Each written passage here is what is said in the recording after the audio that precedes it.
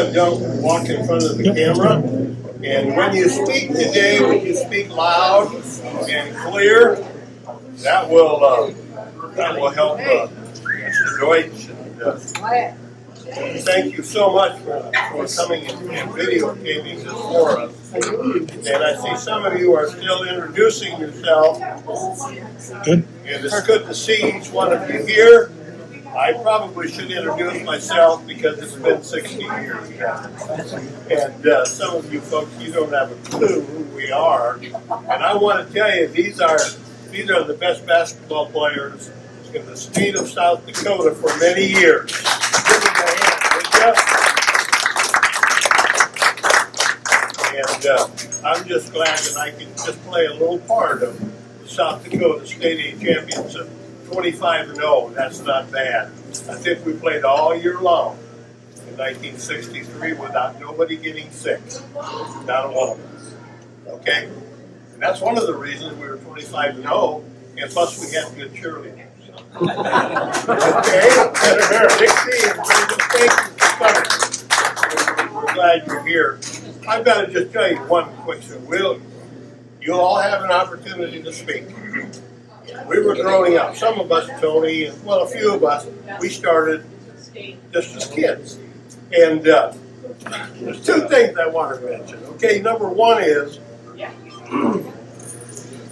Robert Hall was in the hospital, and I didn't know what it was for, and he was in the Catholic hospital, and I didn't know if I was welcome in the Catholic hospital or not, but I went and seen Robert, and he was laid up with mononucleosis, wasn't it? So I asked him what it was, and he said, and he was just happy as could be in the bed. And I said, that's a kissing disease, isn't it? I said, I want it. Remember that, Bob? He wasn't very old. He closes his eyes when I kiss him. I wasn't going to tell you that. The other thing was, I just got to tell you this. I mean, I looked at the businesses we had in the 1960s, and man, we had a ton of business. And let me tell you, I think a lot of us played for Sisseton, Redmond, and our community. And to this day, I still think that the community has a big part of the 25-0 championship team, and it could have very well been 50-0. But that's just the way things worked out. I was just a kid. I was probably 5th grade or 6th grade. And I was just a kid going into school and going to have PE. I was scared to death. You know what? Getting a supporter. I had no idea what a supporter was. Okay? So I walk into Stabby's, and yes, I can still remember going up and seeing a lady of all things. I'm just a little guy. And her name was Clara. You probably know the last name. I don't remember her, but she wasn't a Mrs. Robinson, that's for sure. But I said, I need a supporter. She says, what size are you? I said, what size are you? I didn't know what to say. Just a kid. I walked out. My dad had to go with me to get a supporter. And when I was ready to go after that. I was ready to go. Thank you for coming. You guys, you don't know what this means. I've had the opportunity to start 2 Hall of Fames now, and they're both doing well. And, a lot of these guys sitting here have contributed, they've donated, business people from Sisseton. This team's going to carry on for a long time. And this community is going to carry on for a long time simply because of the actions and the reactions of some of you folks. And somebody always asks me, who's the best player? Who's the best player on those teams? You're all one. Yeah, that's hard to answer, but I do know this. If Robert Hull wouldn't have made that 2-point shot, if Jack wouldn't have jacked that one up like he did, we wouldn't have been a state champion, and things would have changed completely. So we played as a team, we won as a team, and it's just nice to be here. And I'm going to start out. I'm going to introduce Judy. Would you stand? My wife, Judy. She's been a cheerleader with me at Dakota State, General Beetle. GB wasn't Grain Belt Tech, and don't say that. Okay? The other thing is, she's been a sweetheart. How many years? 59, going to be 60 years. Okay? 59 years. And I come back from the bus several times on the bus, and Robert and Jack and these guys, don't get married. Don't get married. You're too young. Good advice. Yeah. Guys, I want to start out, and I'm going to introduce Mary Jo and Dixie, and I'm sure that they may not want to say anything. But if you do, thank you for being cheerleaders. Appreciate that. I want to say thanks to Steve Ferguson. Steve is here, and Lois. Steve was the mascot. He made the headlines in the paper, and we appreciate Steve. Thank you so much. All you've done. I'm going to start right now with the head of the table, Robert Hall, and Robert's going to say a few words, and then I'm going to ask Butch Agrestis to come up, and then I'm going to ask Marlo to say a few words, and then I'm going to ask Mike Dady to say a few words. Can you guys keep that straight? You're an attorney. You can keep it straight. Okay. Go ahead.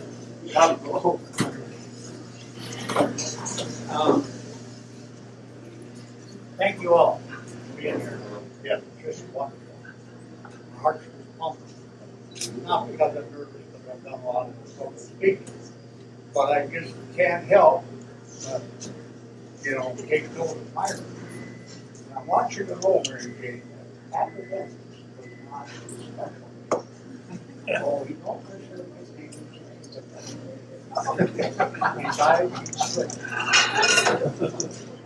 You knew that, didn't you? I'm not getting serious. Just a minute. There's so many things that went through my mind. What did you say? What did you say? We could go on forever and none of you want to sit here all day. But I do want to say we have a little discussion going on throughout South Dakota, going on quite a while. What was the best team of all? 72 Miller, 58 here, 85 Mitchell, Jack historian. So, without any opportunity to play each other, it's pretty hard to determine. But I'm biased. I'm the answer of a famous trivia question. I'll just show this with you. And the trivia question is, who was the fifth starter on the 63 team? And one out of about 100 people, if you're lucky, can help. Okay? So, kind of in the background, pretty good. But I played with these superstars. I mean superstars. Went on to college, set scoring record, postseason honors, what have you. So rather than trying to, settle that argument, I would say this. And I know it might go to their head, but anyway, up game. We had the two best bowlers in the history of South Dakota. Right there. Thank you. What you get when you have some guys around you and you've got something going? Again, my argument will go a little further. We beat somewhere in the area of 10 schools out of the 25 that had a header influence. Now, Miller had a great team. Active, fast goes up and down the floor. Everybody was just thrilled by, because it was a smaller school and everything. And several of them went on to play college. never take anything away from him. But, they didn't have all 5 starters play college, and they probably beat them at the upper end in the state tournament. So, the good thing we did, we went out and played tough competition, and we somehow were successful. Now, I would like to go back a little bit. I think a little humor would fit in. I love to pick on Myron. I love to pick on him because he picked on me all the way through school. Literally. First grade on, when we were seniors, his favorite thing was to grab me by the shirt and drag me off to one of the side baskets. You don't know what I'm doing. He said, we're going to play 10. We're going to play 1-on-1 to 10. And I'm going to tell you something. This is probably, the truth. Most of this is true. I never won. I couldn't beat him. I got denied several times. Then my life was in danger. He could do anything to stop me. So I finally just, I don't want to say give up. I don't know you break an arm or break a neck to try to beat him. So it was just so typical because going back, him and I and we, Tony, some of us were in first grade. So here's this team, that's developing out here somewhere. And it's all this where all guys are going to come from. Never crossed our mind. The ads were going to have a passion. We want to play basketball versus. So, crack. All these traveling teams now and so on, that's fine. I have nothing against them, but we played against each other, perfect competition for every day, every chance we got. We had 5 minutes. And Myron would take us out and play now. And I think most of you are familiar with it. It's kind of slopes like that. So you're shooting from either a 12-foot basket or an 8-foot basket, depends on what side. And if you bounce too high, it goes over the fence, it rolls down Dolls Hill, and Myron would get some kid to run out. Tom, I'll give you a nickel, but he never did. But he's the guy I want to mention first because he grew up on what we call Mones Hill. I'm sure a lot of you are familiar with that because Myron had hill. It's almost hard to explain. Going 2 directions, he's like down. And so, why was he so good on your basketball? Why was he so good on your basketball? All you ever practiced was short ones. Because if you shot a long one and hit long, downhill it went. Later, you got the ball again. But if you have a neighbor kid like Richard Lambert or something, running it out, and grab him by the shirt and say, go get that ball. So, that's Myron, in a nutshell. Anyway, as we're out there, That's kind. from time to time, the snow would be about like that. So we didn't just run up and down. It's funny we didn't travel more, didn't we? Because we didn't. And he would keep us out until we could get. It'd be rain, sleet, snow, and the teachers kept saying, you bunch of goofballs are historically tardy from recess. How come? Well, Myron won't come in until his team's ahead. And then I just love that grin, It's like, not me. There's a word for that grin, but I'm not going to get into that. Yeah. So then about, a few years later, things started to evolve, and a guy was hurt, coming in our grade from McLaughlin. And his dad was a coach. This guy, to play basketball. So I believe we were 5th and 6th grade. So as soon as we got a chance, we wanted to get him out on that court. Myron is not necessarily, like overdo the compliments, if you will. But he said, take this guy out of the playground and see if he's got any game. We'll see if he's got any game. We got him out there, he's running circles around us. Got him Yeah, yeah. And Myron saying, he's got game, he's got game. So we had this lively little rivalry that kind of went on. I don't know, I hope it would. I like to think it was kind of healthy. Myron did some tough things, but for the most part, they had survived. And they were an outstanding tandem.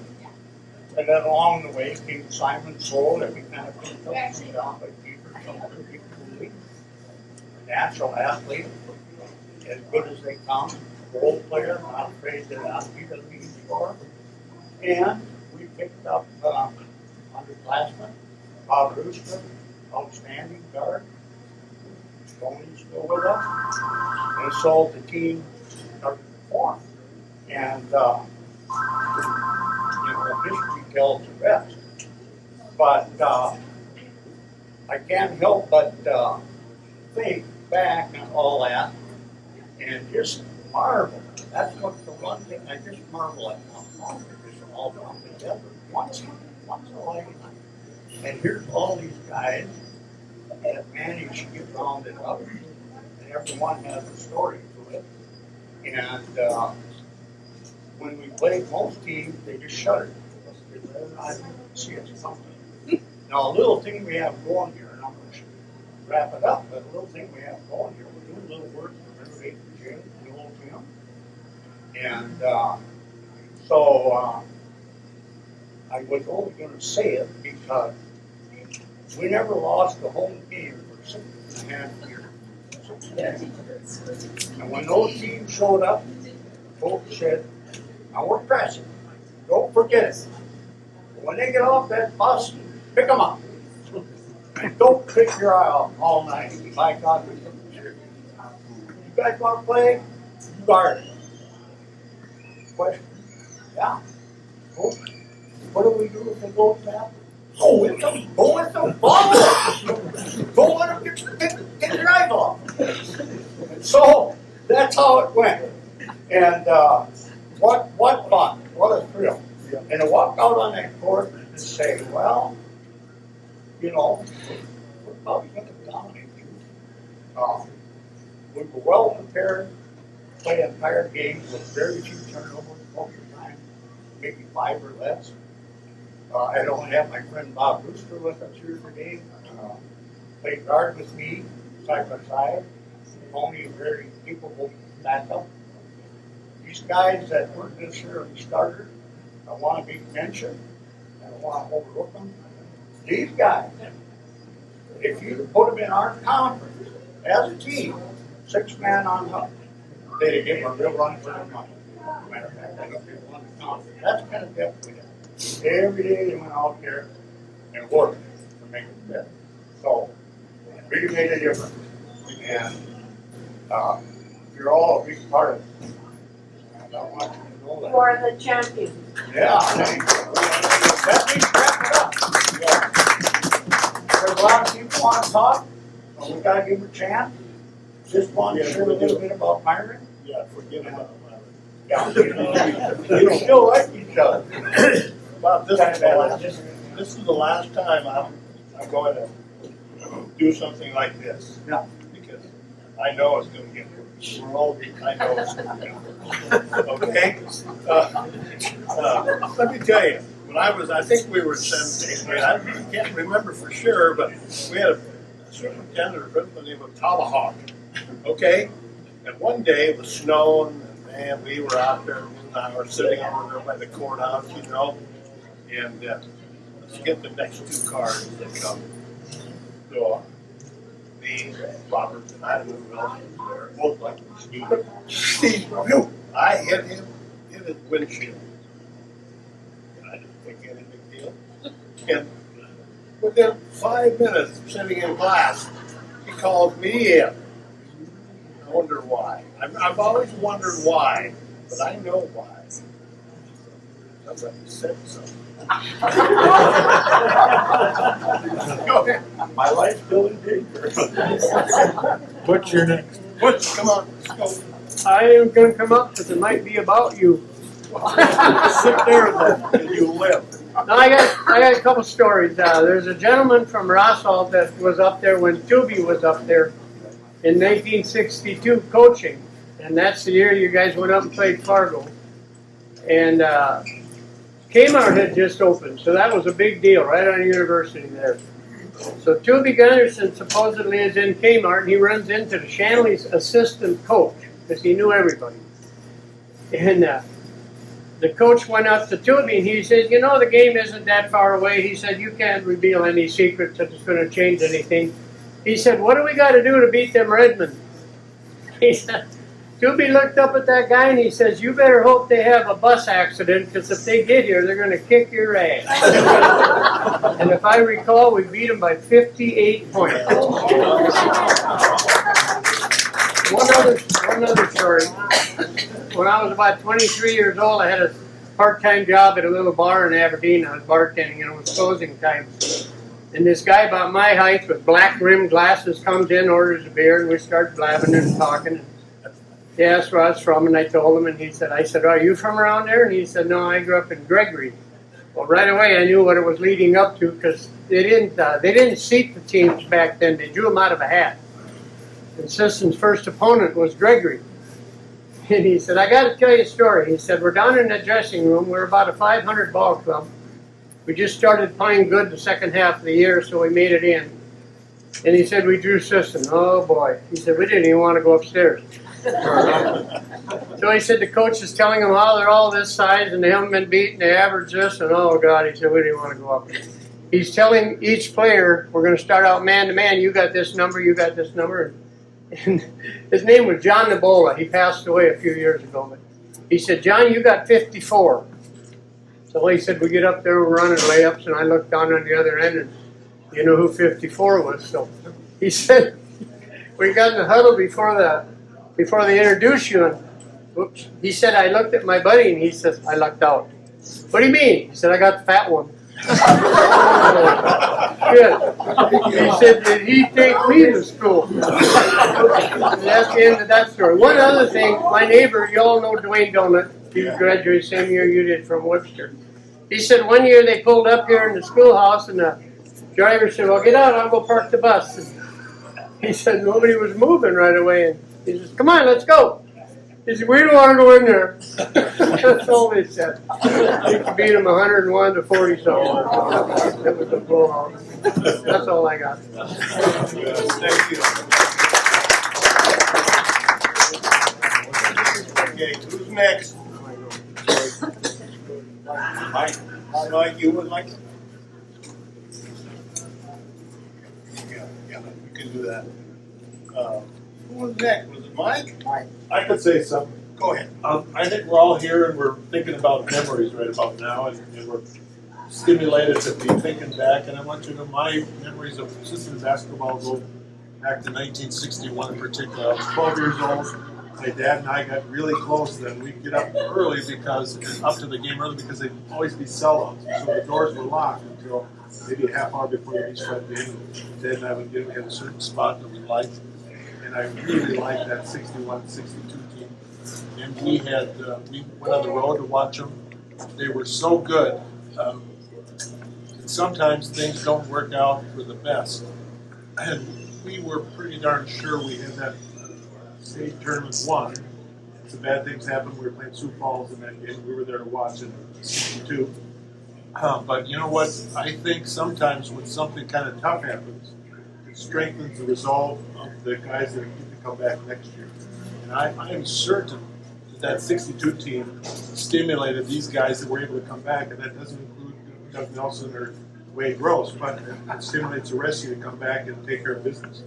And so I want to just kind of take this hat off again to that 1962 team for stimulating the 63 team to take care of business.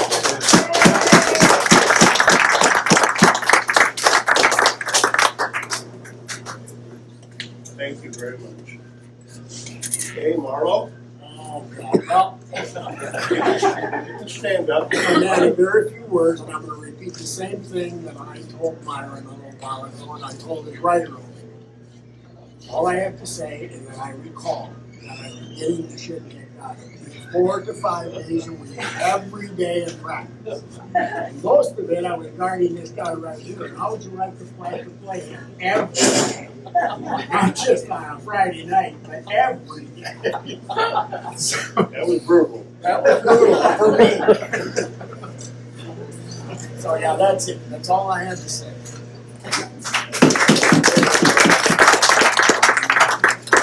Let me tell you this, Marlo was also our running back. He was our fullback in football, and he was a good football player. First team all state. Good player. Tony? I think these guys have said it all already. What I like to bring on through those years during practice, they weren't easy. They were hard. Tackling, hitting, everything. Get Myron mad most of the time. He had a temper. Nobody threw the ball out of the window on it. Put it down in the street. But it was brutal. But we were in shape. Nobody could go after people. We lasted the whole game. If they didn't went out there, start getting tired. So I gotta say, I enjoyed it. Next year, but still, I. Yeah. Including you, Tony.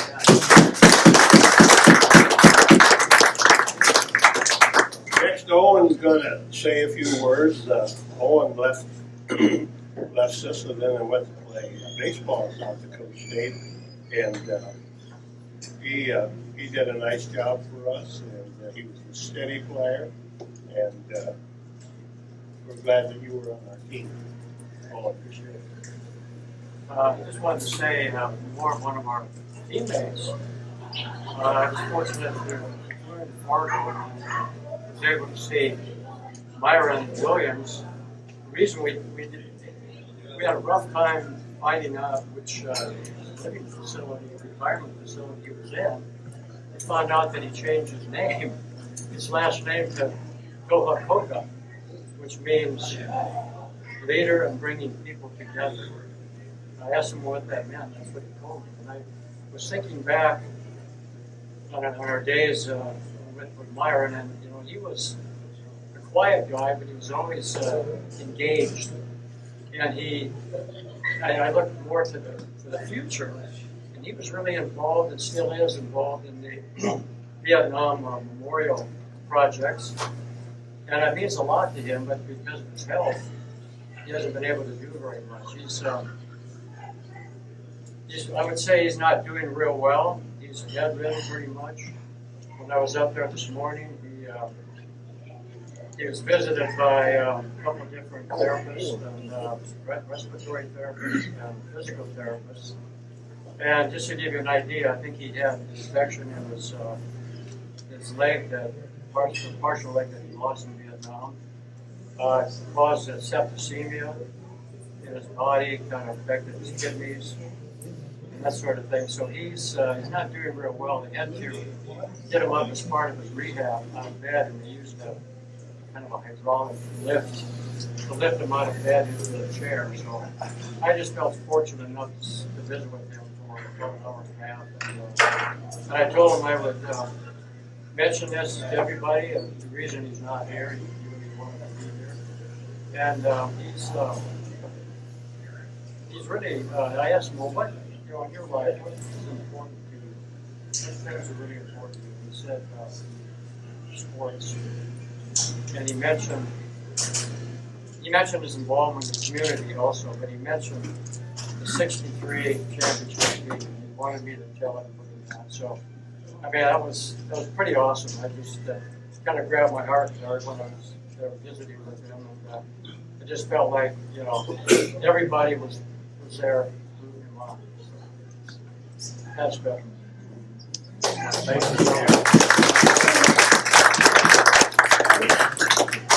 Thank you so I much. got one more thing. Okay. The one that Sioux Falls game that we got beaten there.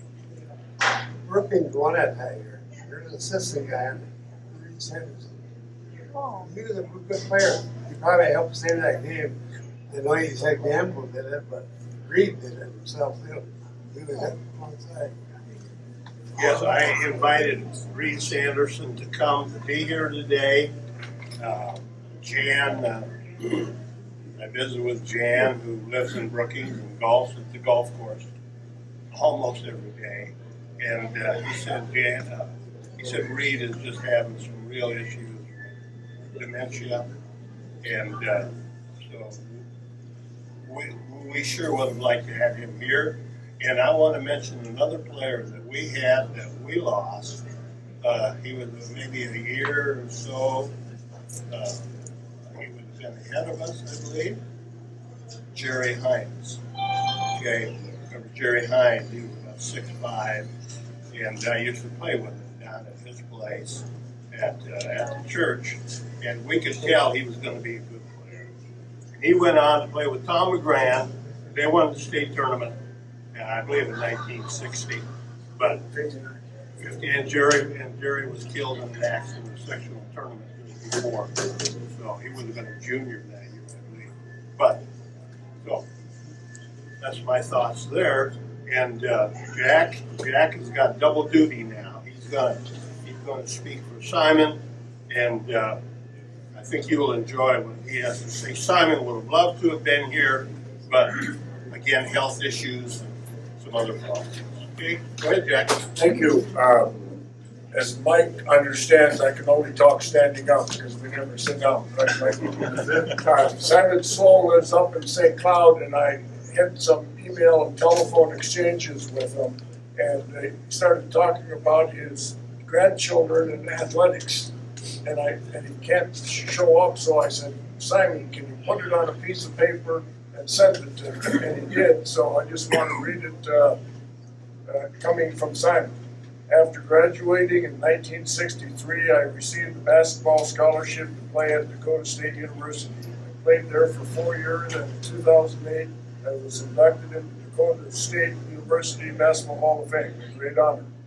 I moved to St. Cloud in '72. Worked as a manager and inventory clerk for 2 different truck dealerships. I got married in '73 and had 4 children, 3 boys and 1 girl. They were all involved in sports. I have 9 grandchildren, 6 boys and 3 girls. They are all involved in sports. The oldest one, Jacob, is playing football at Northern State in Aberdeen. He graduated this spring but has 2 years of eligibility because of COVID.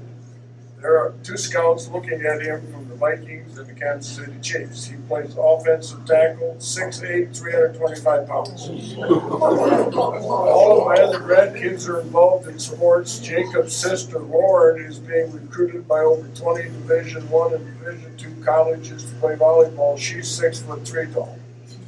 She'll be a junior this year in high school. One of my other grandsons is going to be a sophomore and played every game in baseball at third base as a freshman in high school. I've been blessed with a wonderful family. Sorry I could not make it to the reunion, but medical conditions has tied me down. The doctor's orders for me not to travel. So that's where I abbreviate my experience in Sisseton. Just kind of the good fortune of life is the Fiedler family lived in Sisseton from 56 to 64. I moved in as a 6th grader, as Robert said, and of course I, in a sense, clashed with this clan right away. My father, 13 years prior to that, my entire life up to that point before being in 6th grade, which means I was, I think I was 11 years old. And so he was the superintendent of schools at McLaughlin. They ran country schools. They had dormitories for the girls, boys and girls, and they ate there. And then they had the high school. He was the athletic director and coached all the sports. And so to kind of end his education career prior to coaching this team that we're talking about, he went back to an athletic banquet one time in McLaughlin, and he toured the school. And so he gets up and he starts the speech off by saying, the enrollment is down from when I was here by some set number, okay? And he says, I went around and I'm happy to say they replaced me with 13 people. And he went through the superintendent's office. He didn't even have a secretary. He ran the superintendent's office. One of the girls from typing would come down a couple hours a week and type a couple letters that would be a junior or senior in high school. And so he said, and he went through each of those numbers, and of course he had a lot of former players that were sitting there at the banquet. And he went through in the superintendent's office, and by the way, there wasn't a federal Department of Education when he was in golf. And in fact, there wasn't a federal Department of Education when we graduated from Sisseton. And of course, we couldn't read and write when we graduated. That's for another day. But anyway, he went through the superintendent's office, and then he went through the athletic director. Of course, there wasn't girls' sports then. By the time he went back, there was. So he went through all the coaches, and he added to 12. And one of his former players jumped up in the back row and said, hey, that's only 12, and it wasn't 13. He said, wait a minute, we had a coal furnace at high school, and we had 2 janitors, and we needed 3 people on the weekend to take turns putting in coal. And he said, so I was one of the janitors and I took the 3rd shift. And numerically, the number is actually accurate. So he retired from education and came to Sisseton, bought a hardware store, the Coast to Coast store. He started opening up an old, closed down hardware store in Guelph. So once he had that paid for, he got out of education, came here, and never planned on teaching or coaching again. He actually went down to Beaver. Simon Sloan's older brother was playing. They lost their coach right before school started. And he went down to coach Beaver for a year, just moved down and at the end of the day and coached. So that was his next day. And then of course ultimately, and this is just kind of history, Dwayne Phillips on that 62 team and a very influential coach for all of us that grew up under his system. Had a clash with the superintendent and the school board. Us young guys didn't have any knowledge or any information about that, but kind of had this very successful basketball program, and he lost his job.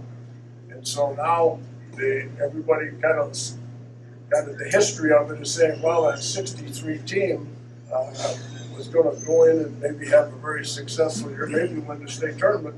So we got to look for a coach. The 62 team actually graduated 4 starters, and then came back and went 25-0. The toughest team we played all year was the second team, because Myron and Bob, and Tony, and everybody that talked about kind of beating on it. So Dwayne Gross and Doug Nelson went off to college to Northern. Frank Hoy went to university and ran track, and Lyle Farley went to Tech. Was actually one of the top scorers in the end at SDIC until he transferred down to university and went into the business school.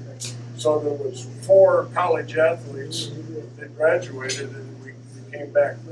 To shorten that story down, my senior year we of course lost, and I went home one lunch, and I had a younger brother and sister, and they were in grade school, so they weren't there. And my older sister, Ginger, was already at Northern, so I was having lunch with Mom and Dad and had to get ready to head back to high school.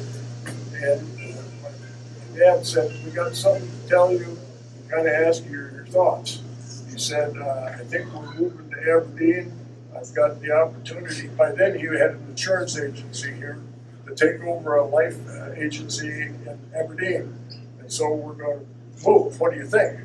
And I said, well, I'm going to school. I'm not so sure any of my teammates here have ever heard that story. And they said, well, all I'm going to do is go find my buddies and start asking their parents, whose basement can I live in? About 3 weeks later, I was home at lunch again, and the story changed. And my dad looked at me and said, what would you think if I coached you next year? And I go, oh, man, 1, that's better than moving to Aberdeen.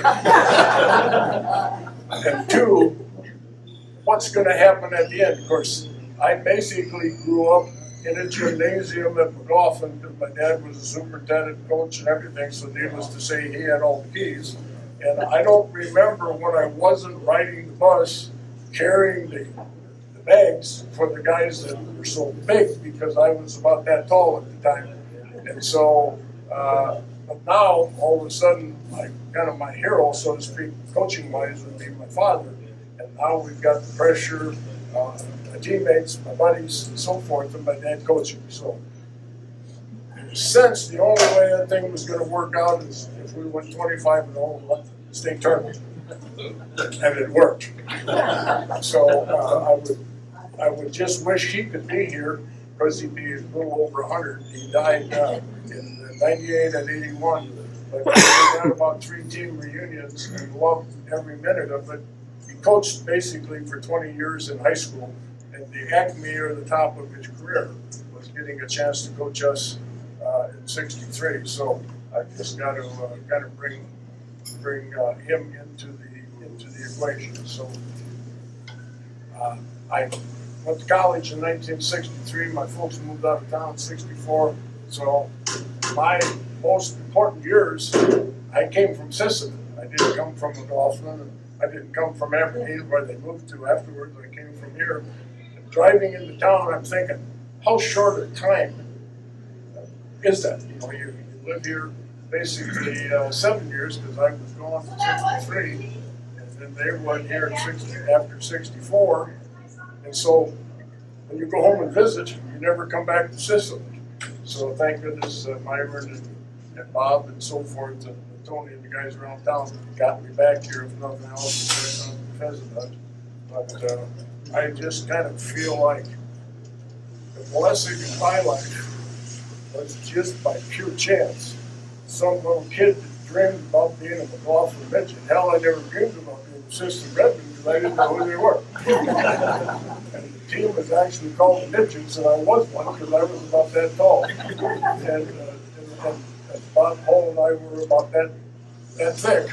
So, but anyway, that's the chance of my parents having an economic opportunity in a town that landed right on top of the cereal bowl, so to speak, full of athletes. And if we went through the '61 team, the '62 team, and the '63 team, '61 was 21-4, the only year that the State A had a sub-state. It was a double elimination.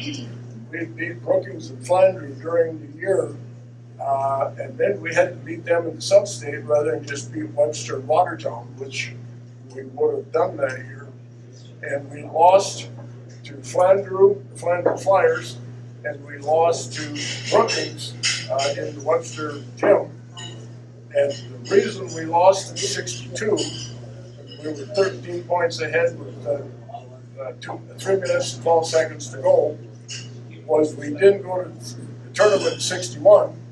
We wouldn't have won it, but we would have got the experience in the big lights.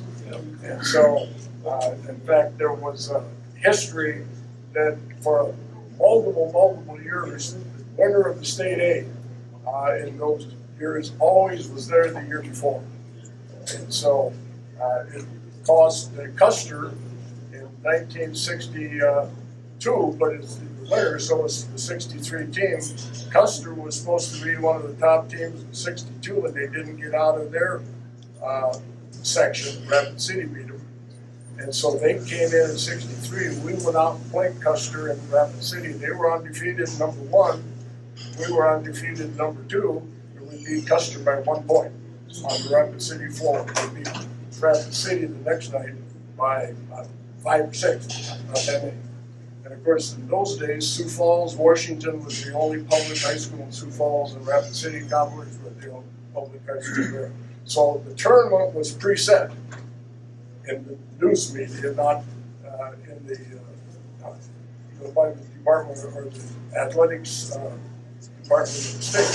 Because Custer was in one bracket by draw, we were in the other bracket by draw, and everybody was either undefeated or had a 1 point loss. Okay, so now you're talking about Brookings. Custer wasn't there the year before. Brookings beat him in the semifinals and didn't get to play us in the finals.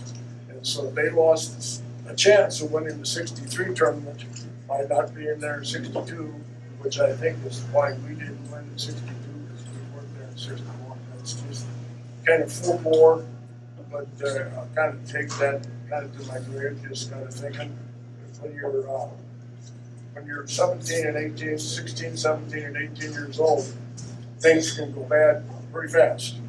And they had 3 bad minutes in 2 years in basketball. It was 3 minutes playing Sioux Falls, Washington. And I will take Mike's version of it and say that that's what made the 63 team tougher, is we lost, and the 62 team didn't have in its offensive repertoire slowing the ball down and eating the clock. And of course, everybody watches on TV and understand now because of all the dialogue. We kept charging, going through that last 3 minutes. I was sitting by Bob, I had fouled out, and we were like still 6 or 8 points ahead, and I turned to Bob and said, we're gonna lose this game. And we lost it. But it was just, the next year we went back, one thing we knew how to do was eat the clock. And so 2 teams, you can't compare them. The most talented team was our 62 team. The team that did it right was 63. And so I'll just kind of end by taking the line from the world famous philosopher Muhammad Ali. If you got it done, it ain't right.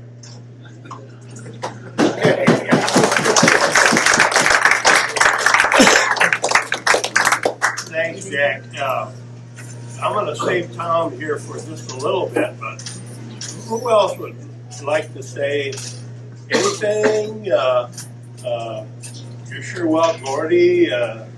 Anybody, just stand up. And if you got a question for us, we just wanted to come back and say thanks to all of you folks, and it gives us a good chance to get together.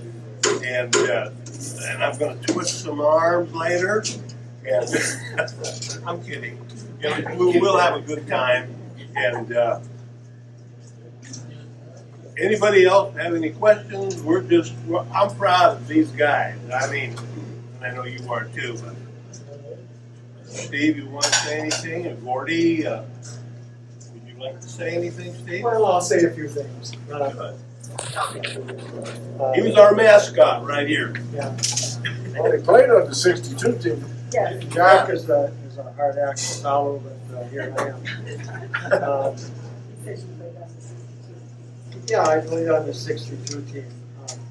One of the things that's kind of been woven into what you've heard people say, but hasn't been enunciated quite like I'd like it to be, and that is one of the great strengths of the team is that most of the players played together from the 6th grade on, year round. Didn't matter when. You've heard the stories about shoveling off the court in the wintertime.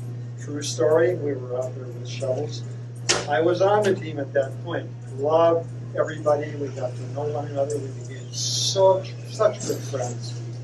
And there was a chemistry there that you never can define, but it was there. You couldn't identify it. You couldn't articulate it. But even at that age, you could feel it. It was just there. It was intangible, but it was real. And we just had an almost symbiotic relationship as teammates. That was what, in many ways, our lives were about. Yeah, school was okay. You know, some of us did well, some of us didn't. But we all focused on basketball. And by the time you get to be seniors in high school, and you've been playing that often with that many people, and you've had a couple of really great coaches, one of which started looking at us when we were in 7th grade and said, whoa, what do we have going on there? And started guiding us into these, as was said, traveling tournaments. We'd go to Sioux Falls, I think we went to Rapid City and different other places in junior high. And we were whooping ass, even at that level. And we knew, we did, that we were on to something big. And it just not only drove us, but it inspired us to work harder. Because now it was just not fun on the court outside, and then later, as the coaches realized when a good team was coming, they would let us into the gym some weeknights and on weekends, which was verboten up until then. You did not get into the gymnasium after hours. It just didn't happen. And then all of a sudden, am I right? It was happening. And we knew there was a guiding hand now. It wasn't just us. There was someone else. There were coaches that realized what was happening and foresaw, I think, what was going to happen. And they had a glisten in their eye. We probably didn't see it, but I can imagine that they did. And I think we did too. And I think we saw it in one another's eyes. And so the years passed and we got better and better, and some people came and some people went, but as you've heard. But the original core of the team was there and stayed there until we were seniors. And we had a couple of great additions, Jack certainly being one, Tom certainly being another, that just frosting on the cake. Made everything just perfect. We didn't have a bad player on the team. And somebody said, I wasn't the star. I wasn't the star. I know it's hard to believe, but I accepted that then, and I accepted it. But it didn't matter. It didn't matter that I wasn't a starter or a star. I was with all of these guys who were. And that's the next best thing. And not only that, they're great friends. We still had this chemistry. We worked hard, as Tony has said. We got put through drills you wouldn't believe. We had ankle weights on our ankles at practices. And we'd run across the floor, up the steps, across the top, down the steps, up the steps, across, down. How many times? Too many. What? Too many. Too many. And we trained, and this group was disciplined. They had a vision, they had camaraderie, dedicated to hard work, and dedicated to a goal that we probably hadn't quite identified in those early years, but we knew there was a goal there, and we were pretty sure, I think, that we'd reach it. And we did. So I stayed with the team until halfway through my senior year, right? Well, that's when you started playing the I played on the drums. 62 team. Halfway through the senior year, I had this crazy idea. I want to be a musician. I want a career in music. And I had a really good friend, Kurt Dow, who you all know and who we're all thinking of right now because he's having a really difficult time health-wise. I'm sure you all know. And so, I've been in touch with him as we have. But we were sitting outside, I'm going to deviate just a second here. We were sitting outside the school gymnasium, the old school. Robert, you want to put in a plug for the old school and the basketball court? He did. Huh? I hate to hold it up in there, man, Well, when I'm done, and I will be done, I'm sorry. So Kurt and I are sitting outside, and Gene Carroll and the Shades are playing for a high school dance in the gym. And the windows were all open. And Kurt and I were too young, they wouldn't let us in, we couldn't even buy a ticket. So we're sitting out there listening to this band, and just, again, magic happened for both Kurt and I. And we sort of, at one point, looked at one another, and I said, Kurt, we can do that. And he said, yeah, let's do that. And so I had, I came to a fork in the road. Basketball, music. What a hell of a bad choice. I mean, you want to do both, but you could. I love the team. I love my friends. I really like Coach Thieler. And one of the most difficult moments in my life was walking into his office and telling him that I was going to be leaving the team. And he couldn't figure out why, and I was so upset to tell him. I was just too distraught. But, you know, I made a great career for myself in music, but I never would have done in basketball. Music was my life until I was about 35, and it's still a big part of my life. So do I have regrets? Yeah, but you can't have everything. I chose one, but I'm still part of this team, and I'm damn proud of it.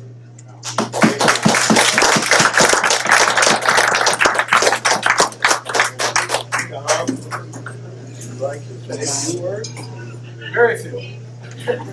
For those of you that do not know me, my name's Tom Ruby.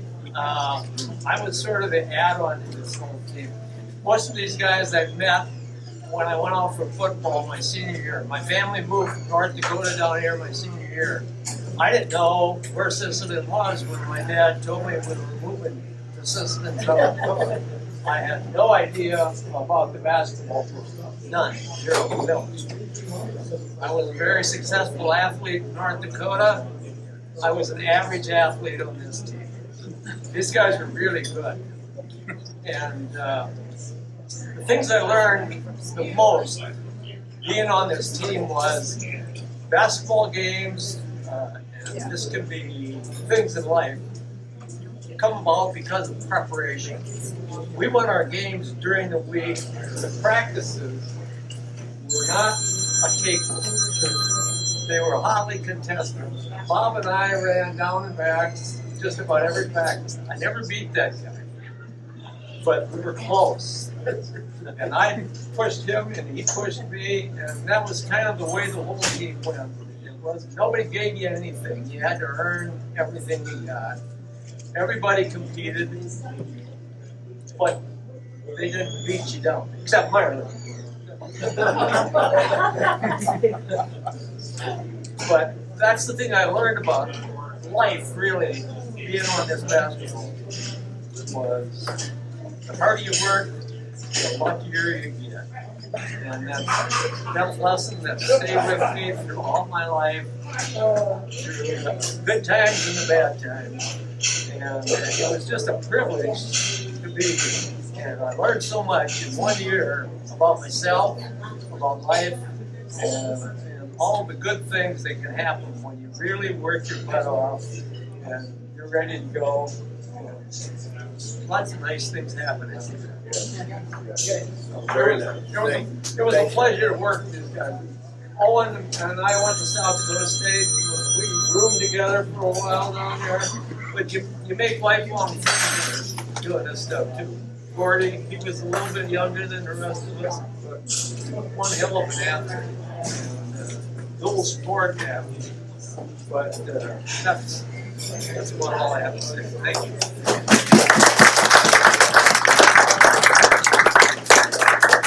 Well, does anybody else want to say anything? I see a few folks walking in here. I probably want to take some orders, but we have till 6. But anybody else want to say a word? We'll get ready to wrap it up, and Bob can say a few words. And anybody else? Anybody? If we're missing anybody, we miss Bobby Brewster and they're really good. Okay, Bob, you want to say a few words about your project? Well, I was really, as I thought about it, reluctant, because nobody wanted to come here and see it. But we are working on life in renovating the old gym.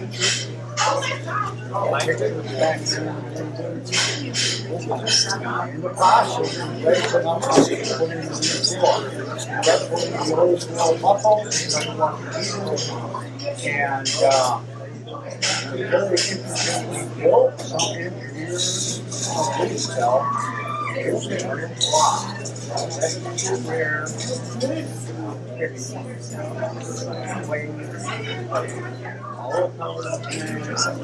Much like the Boston Celtics for some other parquet, we love to say that over 4,000 of them, all full of 100 years of warranty. So unless somebody wants to send the rest of their life, we decided what the modern product is called. Floor, time used in elementary school. We got the floor in. The old boiler, remember the old boiler? The radiator was taken out, so we did something so we can use it.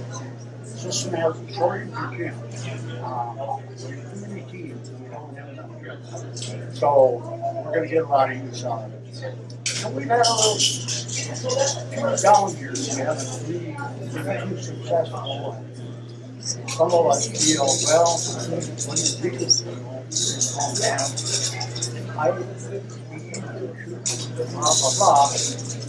Well, we'll go back and start with the younger group and see more practice like we're doing in the company.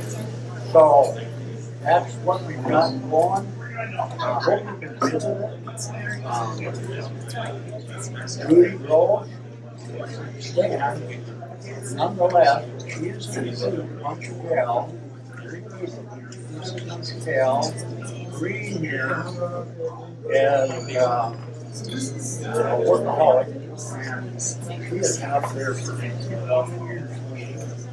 And anyway, recently they have polished up that old way. Beautiful. What a facility. That seating is like years back.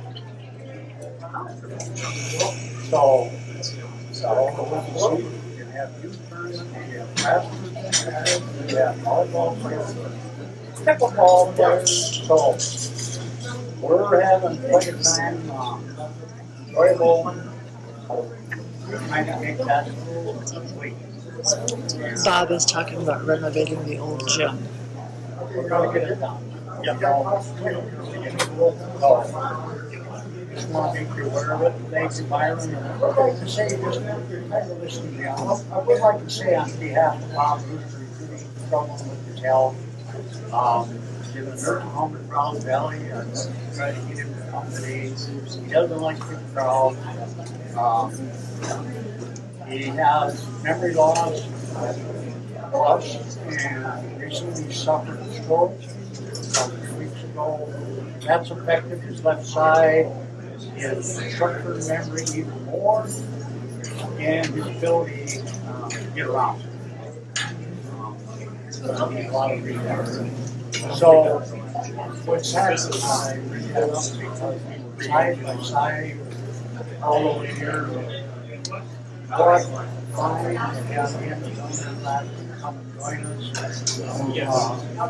One of the best cards I've ever seen.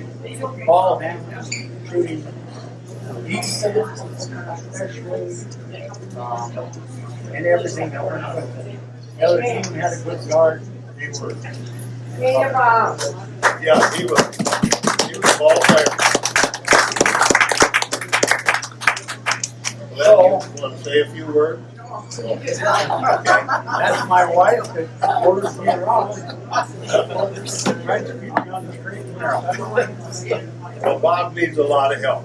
Hey, I just have a couple things I want to say now. Number one is, we want to go take some pictures. And we want our teammates, the teammates come up here so we can get a picture real quick. Then we want to go out to the truck and you like the truck and you see it. If you feel like you can chip in a bit, give one of the players, whatever. Okay, donations will just help us keep it on the road. That's a Hall of Fame truck. I just put the sides on, and we'll keep the system at least 2 sides on, and we'll do it off and on. So it's going to go on for a long time. The second thing is, I had this plaque made probably 10, 11 years ago, And he's talking about the Team of Excellence 1963. And all of our players are listed there, including our mascot, including our cheerleaders, including the principal. And we want to give that to somebody who was on the team. And we've chosen Bobby Brewster. Okay? And we're going to give Bob this plaque. And once Bob, if Bob doesn't, you know, if he passes away or whatever, Robert will be receiving it, and we just think we want to do that. Okay, so on behalf of the team, we're going to present this to Bob. Okay, thank you. That's all that I have to say. If you played for Sisseton High School, we want you to come up. And we want you to be part of the picture out at the bus, okay? And we'll go from there, okay? Thank you for coming very much. Appreciate it.